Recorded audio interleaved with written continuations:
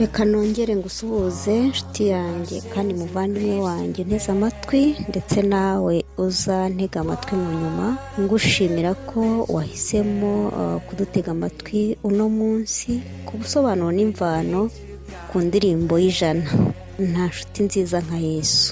Ikaze.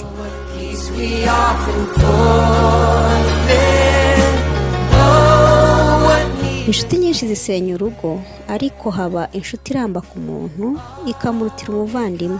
Imigani igice cya 18 umurongo wa 24. Indirimbo y'ijana uyu munsi iratuma twerekera mu gihugu cya Canada, mu murwa mukuru wacyo witwa Ontario. Mboneraho n'umwanya wo gusuhuza abahatuye badutega amatwi ngira nti Uwiteka duhire.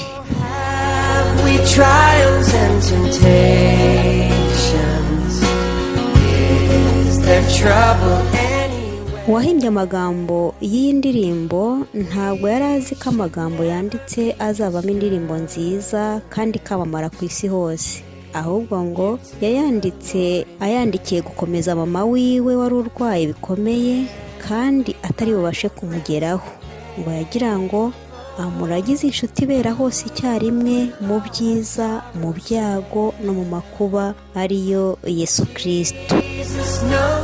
Ubwo yabazwaga ati koko ni wowe wiyandikiye ariya magambo, umuhanzi w'indirimbo mu ijwi rye ryoroheje yarasubije ati kumenya yuko ari njye wayanditse biri hagati yanjye n'Uhoraho. Abamisiyoneri bahamije ko iyi ndirimbo ariyo yagiye ikunda kwigishwa abantu bamaze kwakira ubutumwa bwiza kandi bakayikunda bagahumurizwa mu mitima. Umunsi umwe umucuti wanjye yarambajije ati ariko wowe kuki uhora wishimye, kuki uhorana akanyamuneza? Nanjye ndamubwira nti iyo mbyutse nkumva ntamerewe neza ndaririmba, njya kurangiza indirimbo ya mbere nkatangira iya kabiri numva nasabwe n'umunezero. Uwo muti nawurangiye inshuti yanjye, kuva ubwo kugeza ubu tuvugana wumva nezerewe. Nawe uzabigerageze. Yakobo 5:13. Mbese muri mwe harimo ubabaye? Nasenge. Harimo unezerewe? Naririmbe. Umuririmbyi witwa Dina nawe yabivuzeho mu ndirimbo ye agira ati umutima unezerewe ukesha mu maso, amaso akeye anezeza umutima. Hari inshuti iramba ku muntu ikamurutira umuvandimwe we. Umutima unezerewe ukesha mu maso, amaso akeye anezeza umutima. Hari inshuti iramba ku muntu ikamurutira. Mu gitabo kuri musobanukiwe verisiyo y'icyongereza kuri paji yaho ya 309 ndetse na paji ya 310, ndetse n'igitabo umugereka w'indirimbo z'Abadiventiste w'umunsi wa karindwi kuri paji yaho ya 483 ndetse na paji ya 484 hari amateka y'uko indirimbo y'ijana yabonetse. What a friend we have in Jesus, all our sins and griefs to bear. Uwahimbye amagambo yitwa Joseph Medricot Scriven, yavutse ku wa 10 kwezi kwa 9 1819. Yabayeho mu 1819 kugeza mu mwaka w'1886. Yavukiye muri Irlande y'Amajyaruguru, ndetse uyu muhungu yabaye umusirikare, ariko kubera uburwayi abivamo asubira mu ishuri risanzwe ariga ndetse arangiza mu by'uburezi. Uyu Joseph Scriven yagize ibyago mu ijoro ryabanjirije ubukwe bwiwe. Umugeni we agira impanuka y'ifarashi yagenderagaho, imujugunya mu ruzi, ararohama arapfa. Kubera akababaro ko kubura umukunzi we ndetse n'abamurwanyaga kubera imyizerere ye, ku myaka 25 avutse yiyemeje kwimuka aho yari atuye ajya gutura mu gihugu cya Canada ahitwa Ontario mu 1844. Ageze muri Canada yabaye umwigisha mwiza kandi yifatanya n'abo yahasanze, yumva agize amahoro mu mutima wiwe atangira kwiyibagiza ibyo yanyuzemo byose. Ubwo yari muri Canada yamenye inkuru ko mama we wasigaye muri Ireland arwaye kandi arwaye bikomeye. Joseph abonye ko adashobora kujya kumureba yamwandikiye ibaruwa tutari butindeho, ahubwo muri iyo bahasha yashyizemo n'akandi gapapuro kanditseho amagambo agize indirimbo y'ijana turirimba uno munsi, ariyo agira ati: nta nshuti nziza nka Yesu, atsemba ibyaha byacu, ni amahirwe kumwizera kuko atwuzuza na se.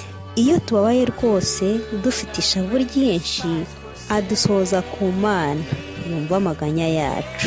Igice cya kabiri kiragira kiti: nitugira ibyago byinshi tugatotezwa cyane, byoye kudutera ubwoba, tumwiringire rwose, nta wundi wabidukiza, abiduhemuraho. Yesu azi intege nke zacu, jya wisunga Uwiteka. Hanyuma igice cya nyuma kikagira kiti: nitugira ishavu ryinshi tukababara rwose, Yesu niwe uturokora, komeza umwiringire. Nibakugira ruvumwa, wisunga umwami Yesu, ntazagira ubwo aguhana, jya uhora umwiringiye.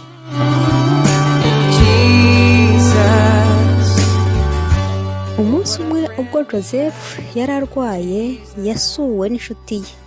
Ubwo baganiraga inshuti ye yaje kubona agapapuro kanditseho ariya magambo, maze ishimishwa n'aya magambo, iramubaza iti: mbese aya magambo ni wowe wayanditse? Joseph amusubiza muri ya magambo n'ubundi twahereyeho agira ati: kuba ari njye uwayanditse biri hagati yanjye n'Uwiteka. Ntibyaciye kabiri Joseph yarongeye agira ibyago, ubwo yakundanaga n'undi mukobwa benda ndetse no kurushinga, akaza kwicwa n'umusonga muri icyo gihugu cya Canada kubera ubukonje bwinshi bujya buhaba. Uyu mukobwa yari amaze no kubatizwa. Uyu Joseph Scriven yahuye n'ibyago rwose, dore nawe umukunzi we wa mbere yarohamye bwari buke agakora ubukwe. Bidateye kabiri ubwo yari abonye undi wo kwishumbusha nabwo aza kwicwa n'umusonga. Ni ibyago bikomeye, ndetse kubyihanganira nabyo birakomeye. Iyo aza kuba umunyarwanda yari kwitwa umuteramwaku, ariko kubwo kwizera Imana uyu mugabo yarashikamye arakomera, ntiyahagarika umutima n'ibiri kumubaho, ahubwo biramukomeza. Yesu atubera inshuti y'ibihe byose. Uyu mugabo ntiyari umutunzi, ariko yiyemeje kwita ku bababaye, yirinda kwihugiraho. Bivugwa ko yatanze ibyo yari atunze byose n'imyambaro ye yose ayiha abatishoboye, ngo ntawamusabaga kugira icyo amufashisha ngo akimwime, ndetse ngo igihe cye cyose kinini yakimaraga afasha abakene, ngo nta muntu n'umwe yagiraga icyo afasha ku biguzi. Hanyuma ku itariki ya 10 ukwezi kwa munani 1886, ubwo Ontario hari hakonje, baje kubona umurambo wa Joseph mu kiyaga. Abantu ntibamenye uko yishwe cyangwa se urupfu yapfuye, maze ya magambo yanditse ntiyigeze yibagirana, kuko mu cya 875 Irasank yabonye ya magambo Joseph Scriven yahimbye, ayandikamo indirimbo hamwe n'izindi yanditse icyo gihe. Hanyuma ijwi ry'indirimbo ryahimbwe n'umunyamerika Charles Crozat Convance, ari nabwo iyi ndirimbo yahawe izina ikitwa nta nshuti nziza nka Yesu. Uyu Charles yavutse kuwa 7 z'ukwezi kwa 10 mu 1832, hanyuma aza kuva mu mubiri kuwa 18 z'ukwezi kwa 10 mu 1918 ku myaka 86. yanjye kandi muvandimwe wanjye, wiyumviye ko nta nshuti yahwana na Yesu. Abantu batizera Imana iyo bahuye n'ibyago bata ibyiringiro, ndetse hari abo biviramo no kwiyahura iyo badafite Yesu ngo abakomeze mu bihe nk'ibyo. ushobora gupfusha uwo mwashakanye, ushobora gupfusha umubyeyi, ushobora gupfusha umwana ukiyahura, yewe ushobora no gupfusha inkoko yawe cyangwa imbwa yawe nabwo ukiyahura, ushobora kunyagwa ibyari bigutunze ukiyahura mu rwego rwo kugira ngo hatazagira ukubona wakennye usabiriza, ndetse ushobora no kugwa mu gihombo cyangwa se ukirukanwa mu kazi ukiheba kugeza wiyahuye, ushobora no guhemukirwa erega n'inshuti yawe magara wizeraga nabwo ukiyahura.